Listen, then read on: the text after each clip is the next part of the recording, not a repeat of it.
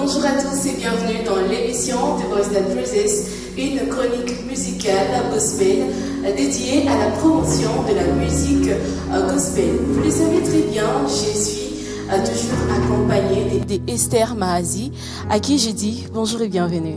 Bonjour Nati. Comment tu vas, ma belle? En tout cas, je vais très bien. Ça fait longtemps, hein? Et surtout le fait de retrouver encore nos Exactement. téléspectateurs. Donc c'est un réel plaisir. On s'attend à quoi aujourd'hui? On s'attend à beaucoup de choses. Et déjà aujourd'hui, ça ne sera pas comme d'habitude. Donc Exactement. on va recevoir un homme des dieux qui va nous parler sur les thèmes, bien sûr, tu vas l'annoncer. Alors, nous allons d'abord commencer avec une petite adoration avec le frère Gabriel Banfouilé qui est ici avec nous, à qui j'ai dit bonjour et bienvenue. Bonjour maman. Comment vous allez, frère Ça va, Gabriel? très bien. Alors, nous allons directement adorer avec vous. Yes.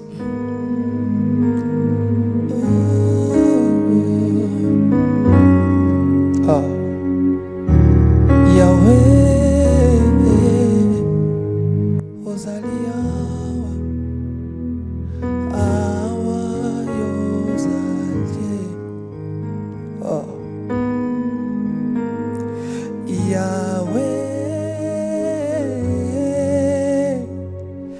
Yahweh, Ozalia, Ozawa Yozalie. Alléluia. Yahweh,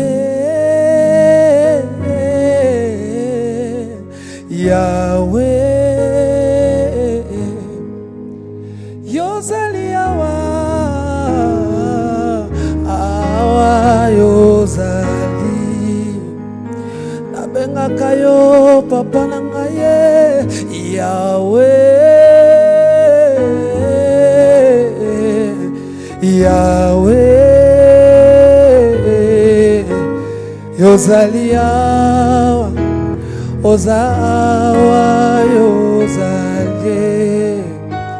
Kosi na yude, Yahweh,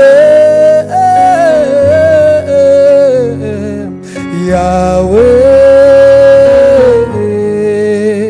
Yozaliawa, Awa Yozali. Kosi na yude,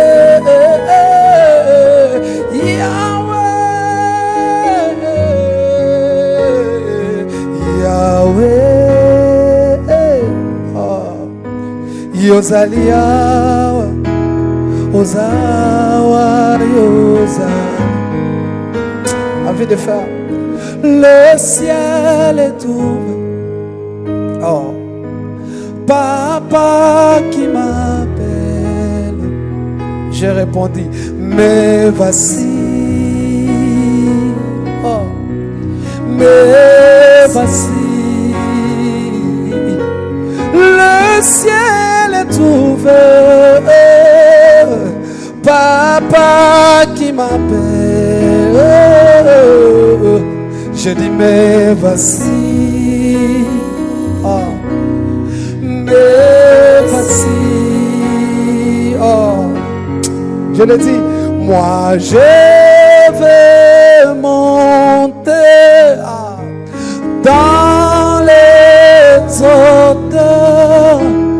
Papa, je veux creuser dans les profondeurs. Je vais voir, oh, je vais voir ce que l'œil n'a point vu. Moi, je vais voir ce que l'œil n'a point vu. Il me dit monte ici, hey, yeah. Et moi je répondis, hey, yeah. Il me dit monte ici, ah. Et moi je répondis, Yeshua. Et moi je répondis, oh. Et moi je répondis, moi je répondis, ah, il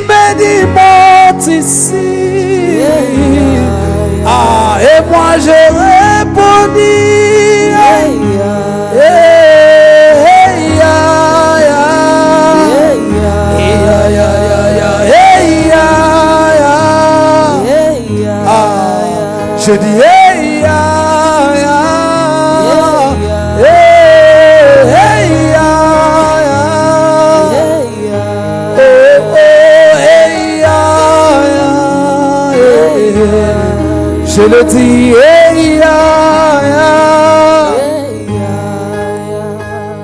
Elohim Adonai,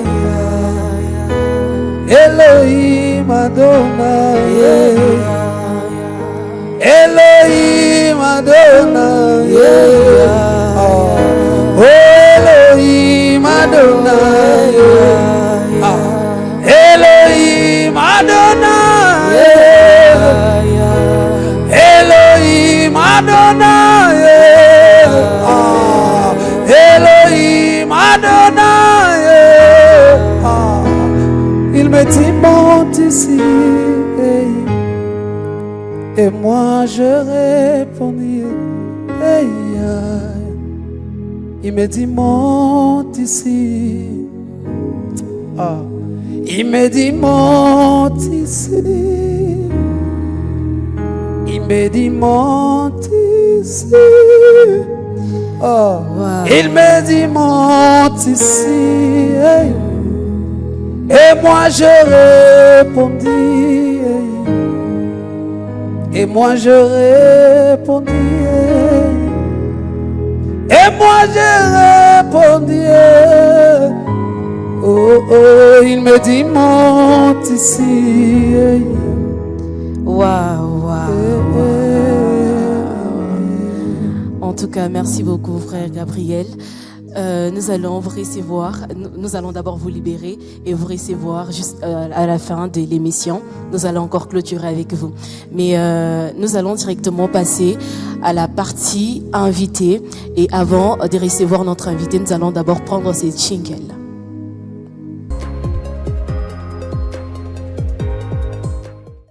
Alors, il est déjà avec nous. Nous recevons pour vous aujourd'hui le prophète Luther King. Il est le visionnaire plutôt du ministère Le Pèlerin à Kolwezi.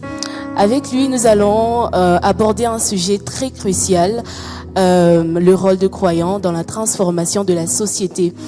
Alors, bonjour prophète Luther. Bonjour Madame Nati. Vous allez bien? Ça va. Nous sommes très ravis de vous recevoir encore une fois dans l'émission de Voice That Praises. Le plaisir est partagé. Je suis aussi content de vous revoir, ça fait très longtemps. Alors le thème d'aujourd'hui est intitulé « Le rôle de croyant dans la transformation de la société aujourd'hui ». Alors d'après vous, quelle est la mission fondamentale d'un croyant dans la société aujourd'hui? Parler de la mission fondamentale serait peut-être limiter ou mettre en valeur une seule mission. Je pense que un croyant a plusieurs missions qu'il pourra accomplir dans la transformation d'une société. Parlant déjà d'un croyant, nous voyons quelqu'un qui a la foi dans un message attaché à une doctrine, c'est-à-dire aujourd'hui on peut parler d'un chrétien dans le cas des chrétiens qui ont accepté un message, et ce message est un paquet renfermant plusieurs valeurs à l'intérieur. Ce qui fait qu'un croyant est une personne dotant de plusieurs valeurs, et les valeurs chrétiennes mises dans la société peuvent être la source de la transformation d'une société. Entre autres, peut-être s'il faudrait que je parle, puisqu'on est en République démocratique du Congo, et la transformation de la société doit intervenir dans plusieurs domaines et à plusieurs niveaux.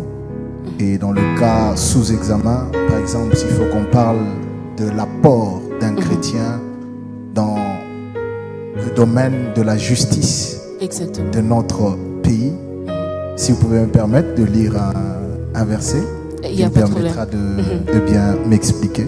Je suis dans Proverbe, chapitre 21. Proverbe, chapitre 21, le verset 21.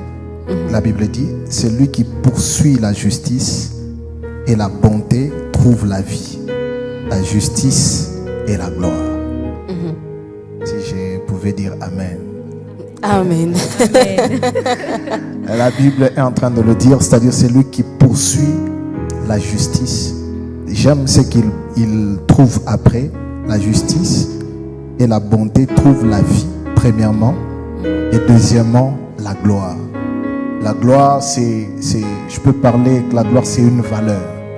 La gloire, c'est l'honneur d'une personne. La gloire, c'est l'honneur d'un pays. La gloire, c'est l'honneur d'une ville. La gloire, c'est le poids d'une société. Alors, dans les Écritures, on nous prouve que la gloire est aussi sujet de celui qui poursuit la justice. C'est-à-dire, en dehors de celui qui ne poursuit pas ou en dehors de la justice, on ne peut pas parler de la gloire. La gloire est attachée à la justice. Alors, si un croyant, ayant reçu un tel message, vivant dans la justice, sachant bannir et mettre à l'écart toute injustice, je pense que celui-là sera un modèle pour la société et la transformation de la société est possible avec une telle ou un tel chrétien. Voilà, prophète, il arrive par moments, on n'est pas vraiment conscient de notre mission ou de l'appel de Dieu, par exemple, dans notre vie, et on se permet de faire du n'importe quoi. Alors, pensez-vous que les chrétiens sont pleinement conscients de leur mission, de leur rôle dans la société? Je pense que avoir la conscience sur la mission, peut-être pas d'une manière directe, mais même d'une manière indirecte, un chrétien doit savoir que son comportement, ses agissements sont une source, soit des malédictions ou des bénédictions. Alors lorsqu'on parle des bénédictions, je pense que ça sera un rôle à jouer dans une société. Donc, parler de la conscience, déjà sur un croyant ou un chrétien, je pense que éliminer la conscience sur une telle personne signifie aussi bannir la qualité de croyant qu'il est ou chrétien qu'il est. Parce que déjà que quand on est enfant de Dieu, on a une mission à accomplir. Exactement. Plusieurs personnes, peut-être, c'est le fait de se retrouver dans un mouvement chrétien, dans des organisations autour du nom de Dieu, mais ne sachant pas le fond et le fondement de ce qu'ils sont en train de faire. Mais celui qui a une conscience nette dans les choses de Dieu, je pense qu'il doit connaître c'est quoi sa mission. Voilà. Alors, comment les croyants ils agissent dans la vie, en fait, après l'Église? Parce qu'aujourd'hui, on a du mal à différencier un chrétien et une personne qui n'a jamais donné sa vie à Christ en dehors du temple. Alors, selon vous, comment est-ce que le croyant il agit en dehors du temple? Je pense que cette question... Pour inspirer la transformation sociale. Exactement. Je pense que cette question, ça devait être ma question à vous. Pourquoi? Parce que moi, je suis pasteur et le but, c'est la transformation des vies. Mais est-ce que vous croyez qu'ils agissent vraiment comme de vrais modèles pour inspirer également ceux qui n'ont pas encore accepté Christ comme Seigneur et Sauveur? Ok, je veux répondre de cette manière. Quand vous me parlez directement d'un chrétien, pour moi, je crois qu'il agit bien. Quand vous me parlez déjà d'un chrétien, je crois qu'il agit bien parce que déjà un chrétien est un imitateur du Christ. Étant un imitateur du Christ, donc il vit selon le modèle de Christ. Et vivre selon le modèle de Christ, ça veut dire bien se comporter. Alors, si nous allons aller dans le cas extrême de ceux qui participent dans nos cultes et qui ne vivent pas conformément à la prédication, aux enseignements que nous donnons, je pense qu'ils sont plus nombreux que ceux qui pratiquent. Ils sont plus nombreux dans quel sens? Parce que de ce côté, ils ne sont pas toujours fautifs ou fautives, parce que nous sommes maintenant dans une période où les églises poursuivent pas la transformation des vies des gens ou la transformation des croyants, mais les gens visent beaucoup plus le nombre des fidèles dans des églises. Et je pense que c'est là que nous sommes en train d'aller à côté, là où il y a de l'ambiance, Là où il y a un mouvement, ça peut attirer les gens, mais est-ce que ça transforme les vies? Ça, c'est autre chose. C'est pour ça que je dis, plusieurs sont ceux qui ne vivent pas selon le modèle de Christ. Mais parler d'un chrétien, je dirais directement oui. Son agissement dans la société ne pourra qu'inspirer les autres. Je vais ajouter sur ce qu'Esther, sur la question d'Esther, je vais ajouter prophète. Oui. La Bible dit dans Matthieu 5,14 que vous êtes la lumière du monde. Oui. Donc cela signifie que le croyant doit être un exemple visible. Oui.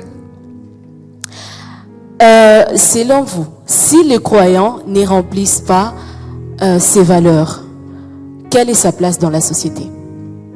Est-ce qu'il est croyant déjà? C'est aussi ça le problème. Parce que déjà, en parlant d'un croyant, quand vous parlez d'un croyant, s'il vous plaît, un croire, dans le mot croire, se cache ou se rattache le mot foi. Vous voyez? Or, la vie chrétienne là, c'est une vie basée sur la foi. Alors, si nous allons leur donner toujours cette appellation de croyants, pour moi, je pense qu'ils sont des modèles. Vous voyez? À moins que vous puissiez me parler de faux croyants. Parce qu'aujourd'hui, nous avons... peut-être modèle à l'église, mais en dehors, ce sont d'autres personnes. Est-ce que ce sont des croyants? Ou ce sont des participants au culte? C'est ça le plus grand problème. Moi, si vous leur donnez le nom de croyants, pour moi déjà, j'ai dit, oui, ils sont des modèles. Mais si ce sont des gens qui participent dans nos cultes, des gens qui fréquentent des églises, je ne peux pas affirmer ce qu'ils sont parce qu'en vrai, ils peuvent déconner à tout moment, ils peuvent aller à l'encontre à tout moment.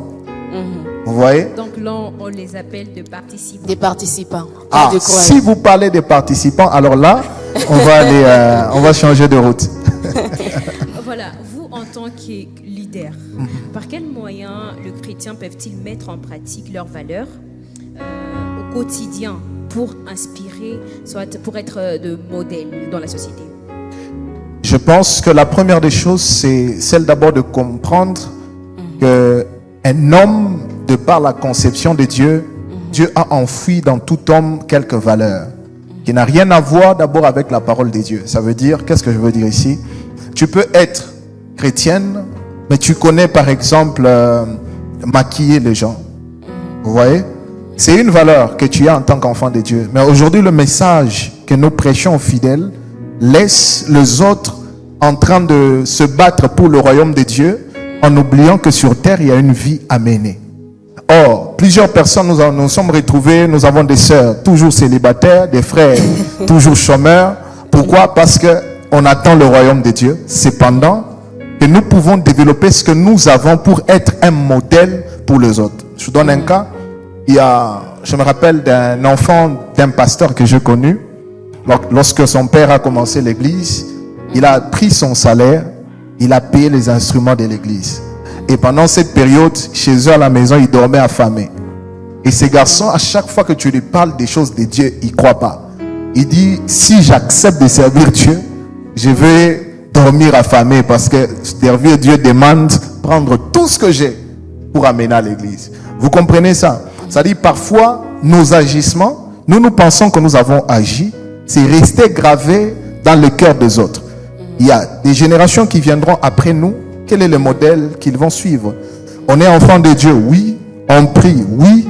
Mais il y a un temps pour tout. C'est aussi une valeur que nous devons inculquer dans la société.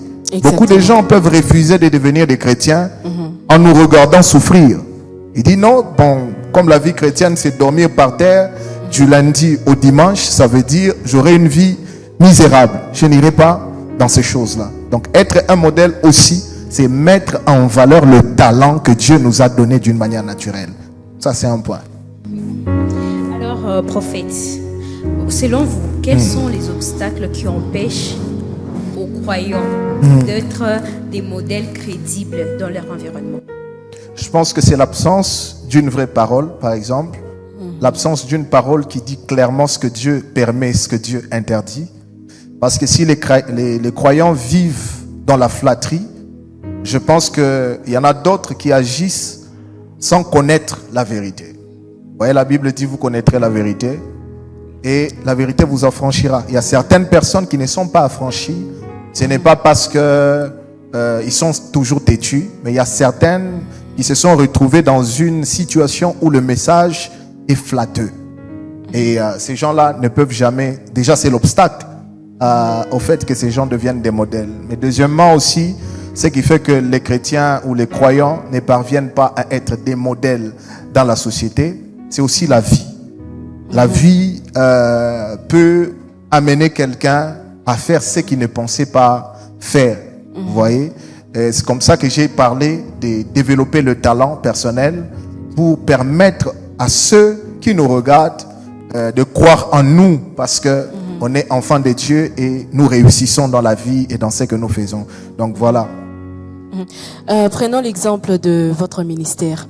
Quelle action concrète l'Église entreprend pour aider les démunis? Nous faisons beaucoup de choses. Nous faisons beaucoup de choses, je pense. Souvent, cette question, je la fouille toujours. Je n'aime pas toujours répondre à cette question parce que... pourquoi je ne réponds pas souvent? Parce qu'on fait déjà beaucoup. Énumérer, peut-être, ça serait, pour ceux qui nous suivent, croire que nous nous vantons de ce que nous faisons. Mais en réalité, nous faisons beaucoup de choses. Je pense que mes enfants le savent. À chaque fois qu'on a de grandes manifestations, il y a des mouvements que nous faisons. Même quand il n'y a pas de manifestation, il y a des mouvements que nous faisons. Nous intervenons dans plusieurs cas. Mais on a un principe, le principe que j'ai instauré chez nous, à l'église. Avant d'aller dehors, on vérifie à l'intérieur. C'est-à-dire, avant de poser ces actions à l'extérieur de l'église, nous prenons soin de vérifier est-ce que ceux avec qui nous sommes sont bien. Parce que j'ai pu constater que plusieurs veulent aller dehors pour être vus. Exactement. Et nous nous sommes dit le meilleur résultat est de sortir avec ceux de l'intérieur ayant un cœur satisfait, et nous allons maintenant à l'extérieur. C'est ce que nous faisons d'habitude et je pense que Dieu est témoin du travail que nous faisons. Nous tenons d'abord à vous remercier pour le cadre que vous nous avez offert pour passer nos différents épisodes de l'émission de Voice That Praises. Merci à vous, merci à l'église, au ministère Le Pèlerin, merci à maman. Je dis également merci à Jean Katunga Mwamba pour la supervision. Alors pour ceux qui vont nous prendre en cours, nous parlons sur un débat, sur un sujet très crucial, le rôle de croyants dans la transformation de la société. Mais avant de continuer, nous allons marquer une petite pause et nous revenons juste après.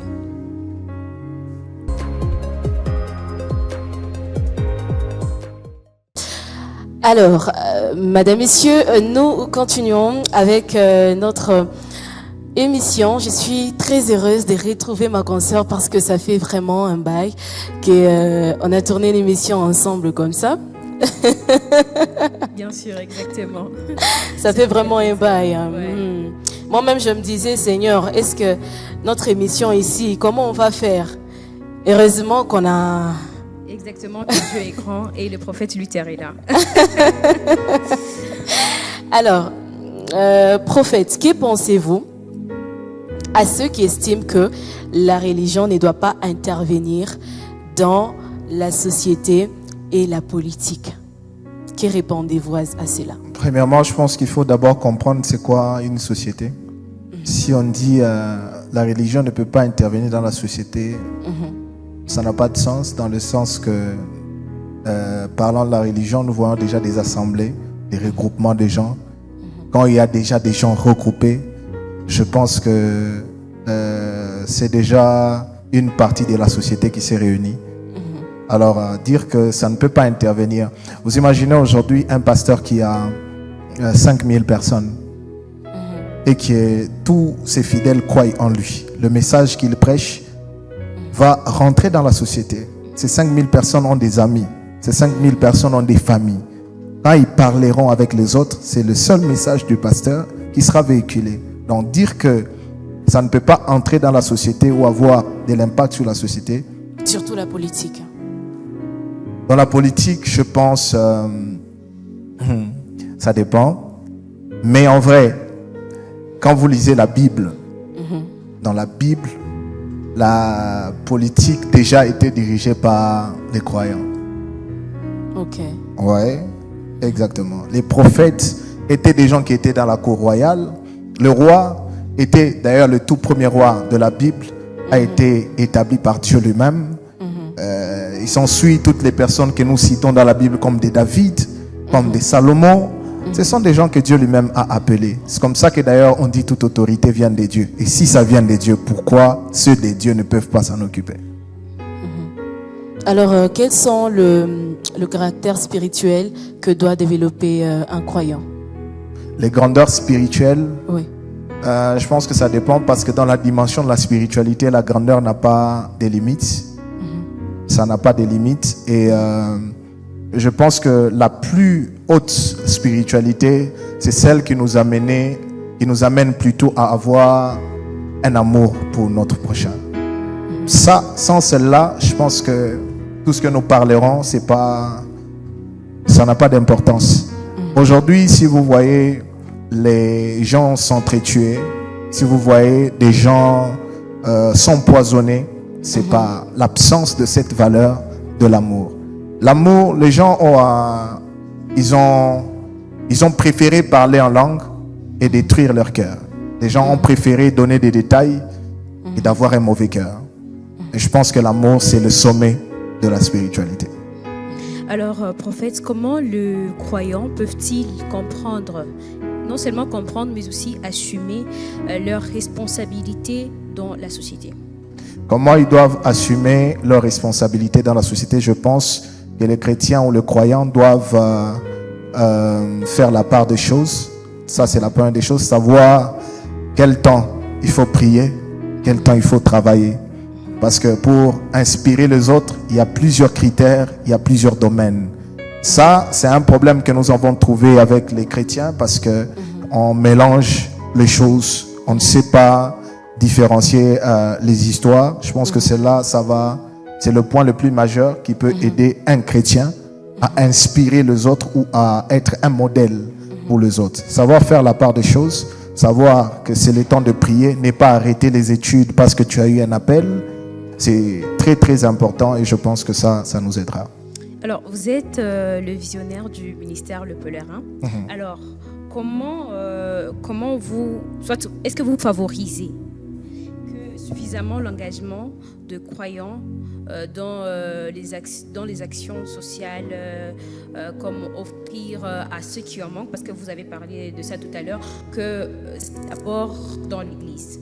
Certains pasteurs ont donné une image aux chrétiens que aider les pauvres, soit les veufs, soit les vieillards, c'est s'enfermer, soit on va batafunga, maputa, finance et tout, comme ils prétendent que ce sont des sorciers.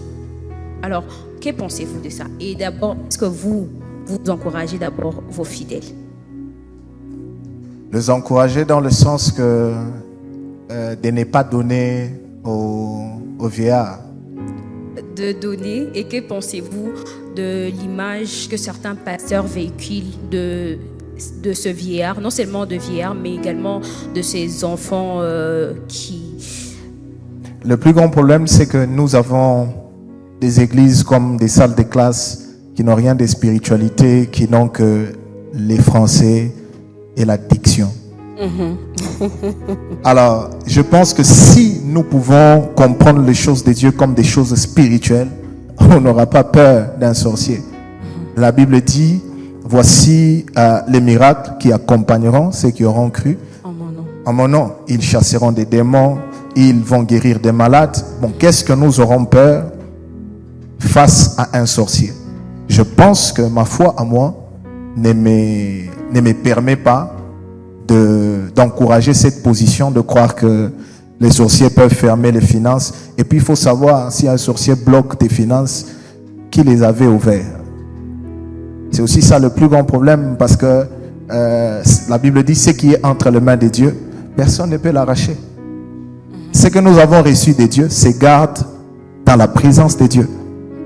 Il faut savoir toutes ces choses-là. Et pour moi, je pense que être assis dans les Écritures et vivre pleinement la spiritualité avec Dieu nous permet de ne pas avoir peur dans n'importe quel domaine. Donc, vous voulez dire que ces pasteurs ne sont pas vraiment assis dans la parole de Dieu? Bon, vous savez, je veux te... Ok, exactement, ils ne sont pas assis. Pourquoi? Je le prouve. Vous ne pouvez pas diriger les gens si vous n'avez jamais été appelé. Dans la marche chrétienne ici, vous ne pouvez pas diriger les gens si vous n'avez jamais été appelé par Dieu. Ce n'est pas appelé par ton pasteur. Ce n'est pas les pasteurs qui constatent que tu es un homme humble, tu parles bien avec les gens et tu deviens un pasteur. Ce n'est pas ça. C'est comme ça que les églises que nous voyons sont des églises basées sur la littérature de l'écriture. C'est lui qui a déjà écouté une fois Dieu dans sa vie a une autre façon de voir les choses spirituelles. Vous voyez? Donc, je n'attaque personne, mais je le dis clairement que si d'une manière personnelle, tu n'as jamais négocié avec Dieu sur ton appel, je pense qu'il ne faut pas commencer une église. Tu auras peur de tout. Tu auras peur des sorciers, tu auras peur même des offrandes. Oh, on m'a donné une offrande qui a bloqué mon onction. Il y aura tout ça. On est tenté de plusieurs manières, mais quand nous sommes spirituels et assis dans le Seigneur, nous sommes protégés. Prophète, on a l'impression que certains chrétiens ou croyants sont croyants qu'à l'église. Dans leur famille, ce n'est pas le cas. En tant que visionnaire du ministère Le Pèlerin, comment vous accompagnez vos membres à devenir acteurs de paix ou de réconciliation dans leur famille? Exactement, c'est une phrase que je répète toujours à l'église. Je dis toujours à nos fidèles que les membres de l'église que vous êtes, quand vous arrivez chez vous, dans une famille où il y a des gens qui ne prient pas avec nous, automatiquement vous êtes devenus nos évangélistes. Ça veut dire, là où notre message n'est pas encore arrivé, ça pourra arriver par votre présence dans le milieu. Ce n'est pas aussi facile, surtout pour des familles où la division règne. C'est pas vraiment facile. Oui, la division, je vais te lire un verset, je pense que ça va m'aider à répondre. Matthieu chapitre 5, le verset 9. La Bible me dit, heureux ceux qui procurent la paix, car ils seront appelés fils de Dieu. Ouais, Oui. c'est ça l'identité des fidèles que moi j'encadre. C'est des personnes sources de paix dans leur famille. C'est-à-dire, comme vous venez de le dire, il y a plusieurs personnes qui ne sont que chrétiens dans l'église. Je pense que la faute peut être partagée avec le pasteur et même avec le fidèle, peut-être. Ça peut être un message vrai qui n'est pas prêché, comme je le dis encore avant. Mais ça peut aussi être quelqu'un qui n'est pas chrétien, qui est juste Participant. c'est lui qui... Voilà, un participant. Un participant. Il n'a pas encore pris la décision de changer sa vie. Il est peut-être comme Paul. La Bible dit il détruisait les églises. C'est-à-dire il arrivait même au niveau des églises, mais au lieu d'être transformé, il détruit. Il y a des gens aussi comme ça. Ils viennent, c'est pas encore leur temps de la transformation, Oui. mais ils sont là. Nous les apprécions beaucoup parce que quand ils seront transformés, ils auront déjà beaucoup de choses qu'ils avaient déjà entendues. Donc, c'est un peu ça. Donc, nous enseignons que nos fidèles soient nos évangélistes après, après culte. Et je pense qu'on est en train d'aller petit à petit. Mais je crois que c'est Dieu qui transforme les cœurs. Et c'est Dieu qui rend capable les gens à poser des actes dignes des chrétiens. Nous prions pour eux. Et nous croyons que par la grâce de Dieu, s'il y a encore ceux qui traînent à manifester le fruit et les signes d'enfants de Dieu, le Seigneur les aidera à y parvenir. Alors, prophète, des fois on a l'impression que certains chrétiens sont de paresseux parce qu'ils croient que le travail, l'argent peut tomber du ciel. Mais à ce que je cherche, ce n'est que la pluie qui tombe du ciel. Alors, comment vous encouragez les jeunes à être des acteurs actifs et influents dans leur société? Nous les aidons en travaillant d'abord nous-mêmes. Vous voyez, vous êtes dans une église comme la nôtre, où le culte se passe chaque mercredi et jeudi, ainsi que dimanche. Ça veut dire le lundi, le mardi, le vendredi, le samedi, chacun de nous a le temps de se rechercher. Au-delà de tout ça, s'il y a ceux qui sont dans des départements, on dira que eux, ils vont venir le lundi et tout ça. Mais il faut savoir le programme commence à quelle heure. Il y a ceux qui commencent à 16h30. Et la loi congolaise réglemente les heures de travail. C'est à quelle heure que ça finisse. Donc on a déjà tout mis pour que quelqu'un ne puisse pas dire que j'ai été utilisé à l'église. J'ai été manipulé. On a escroqué ma jeunesse. Nous, on évite toutes ces choses. Et déjà que vous priez dans une église où ton pasteur travaille et tu dis que toi tu es là à temps plein. C'est toi que Dieu a appelé ou c'est le pasteur que Dieu a appelé? Vous voyez déjà? Donc nous les aidons à y arriver en étant nous-mêmes des modèles en travaillant. Ouais. Quel conseil aujourd'hui? Non, une question. D'abord, une petite question. Est-ce qu'un croyant peut aussi devenir politicien? Exactement, pourquoi pas? Pourquoi pas? Il faut seulement aller dans le sens de définir c'est quoi la politique. Parce que nous, la plupart des personnes définissent mal la politique en disant que ce sont des occultistes, par exemple. Et pour un croyant, est-ce qu'il peut aussi faire la politique? Est-ce qu'il n'y a pas des pasteurs occultistes? Ils ne se manifestent pas aussi. Est-ce que les politiciens se manifestent comme occultistes? Qui est cet occultiste? Ils sont rares ceux qui se présentent comme occultistes. Plusieurs se cachent. C'est-à-dire le mal est partout. On ne doit pas se retirer parce qu'il y a beaucoup de méchants ou de mauvaises personnes. Le mal des chrétiens, c'est de croire qu'il y a un domaine privé aux sorciers dans la vie. C'est ça le plus grand problème. Alors, c'est pendant que plus nous sommes en train de se rétracter, plus on est en train de nous gagner dans le terrain. Aujourd'hui, remarquez ce qui s'est passé. Il y a eu des lois qu'on votait pour que l'on ferme des églises. Il y a eu des paroles qui ont été prononcées contre certains pasteurs. Pour mieux parler, il y a eu des hommes de Dieu qui ont été tués dans notre pays à cause de l'évangile. Ils existent. Pourquoi? Parce que les autres fidèles, les autres serviteurs de Dieu ne pouvaient pas parler par crainte d'être tués, d'être discriminés, d'être, je sais pas, mal jugés par les gens. Non, on est enfants de Dieu. Nous vivons sur une terre que Dieu nous avait choisie depuis l'éternité. Il savait qu'on allait être des Congolais. Il savait qu'on allait être à Kolwezi. Et il savait notre importance et notre valeur sur cette ville. Donc nous n'allons pas rester bras croisés pendant que nous avons des choses, des idées à proposer, des actes à poser. On ne peut pas croiser nos mains. Moi, personnellement, je crois qu'un chrétien peut faire la politique et faire même mieux que les occultistes et les sorciers. Voilà, je crois à ça.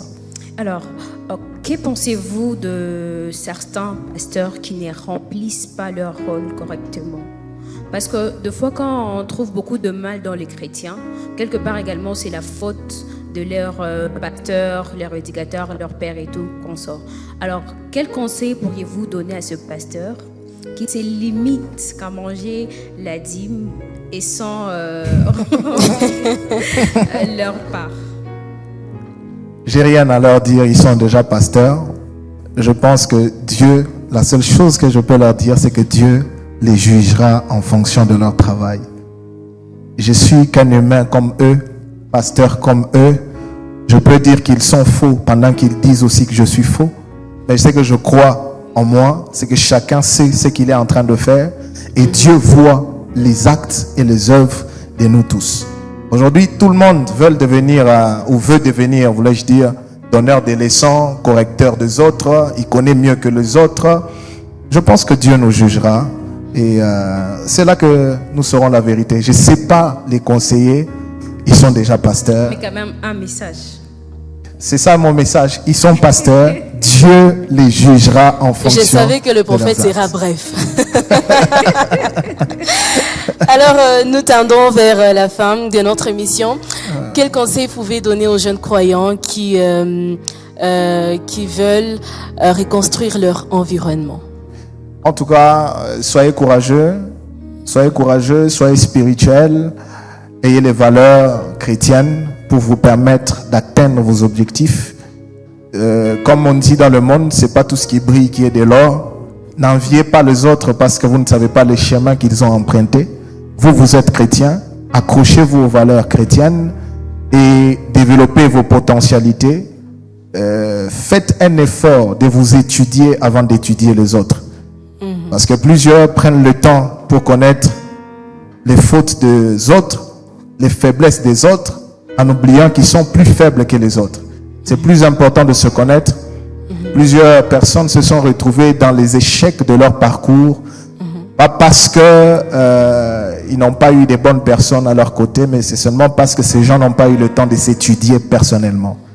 Combien de gens ont mal fait leur choix? Combien de gens se sont très mal orientés dans la vie? Simplement parce qu'ils ont eu beaucoup de temps sur les vies des autres que sur leur propre vie. Alors prenez votre vie au sérieux. Ne jugez pas. C'est comme là, nous serons tous en train de dire, un pasteur qui ne chasse pas des démons ne mangera pas la dîme et tout ça. Je pense qu'il sera mieux de vous évaluer personnellement avant d'attaquer les gens. Donnez-nous quand même votre lecture sur cette affaire, prophète. Ne soyez pas aussi bref. Je pense que celui qui a parlé de ça, il était prophète. Ça peut aider quelqu'un aujourd'hui. Il était, je le dis, j'ai dit celui qui a parlé de ça, il était prophète. Et je ne sais pas s'il a parlé aussi des prophètes ou des apôtres, mais j'ai entendu qu'il a parlé des pasteurs. Pour moi, je crois que ce qu'il a dit, peut-être qu'il n'a pas compris ça. Lui, il est prophète. Il ne connaît pas ce qui se passe dans le corps pastoral. Et moi, j'ai appris à les tolérer et à l'accepter comme il a parlé. Alors, un petit mot de la fin. Je dis merci pour votre présence et d'avoir pensé à nous. Et peut-être, qu'est-ce que je voulais dire aussi, que Dieu vous bénisse pour votre temps disponibilisé pour cette émission. Et je dis aussi, j'ai béni tous les fidèles de l'église, ministère Le Pèlerin, des gens qui ont été à nos côtés depuis des années, des gens avec qui nous avons traversé des moments sombres, difficiles, des critiques, des encouragements, toutes ces choses-là. Je dis que le Dieu du ciel vous bénisse. Je n'ai rien à vous donner, mais je crois que Dieu peut faire quelque chose dans votre vie. Que Dieu vous bénisse. Amen. Vous allez leur donner la parole. Esther, un petit mot de la fin. Voilà, je dis merci beaucoup, prophète Luther, d'avoir accepté notre invitation. Merci. Merci également de nous avoir permis de présenter cette émission dans ces beaux cadres. J'ai dit merci au ministère Le Pèlerin. J'ai dit merci aux frères Victoire, frère Josué et à toute l'équipe. Également Honoré Ilunga et à toutes les personnes qui nous ont accompagnés. Un grand merci. Merci beaucoup, prophète, d'avoir répondu à notre invitation aujourd'hui. Nous sommes très bénis. Merci aussi pour ces beaux cadres, le ministère Le Pèlerin. Merci à toute l'équipe qui nous a accompagnés aujourd'hui. Et je vais inviter le frère Gabriel Banfouilé, avec qui nous allons clôturer cette belle émission. D'ici là, portez-vous bien.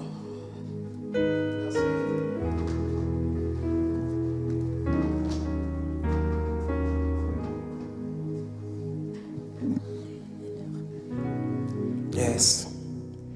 Na conclure langaye ozawanga wa motema. Na conclure langaye ozawanga wa maombi. Na conclure langaye ozawanga wa milima. Na conclure langaye ozawanga ya losambo. Zamba losambo nangaye, zamba losambo sikoyo, zamba losambo, zamba losambo nangaye, na conclure nangaye, ozawanga ya mosala Yesu. Na conclure langaye osalaka papa nangaye yo zamba prophète Luther zamba pèlerin zamba salaka tala na conclure langaye ozanga milima Yesu papa gode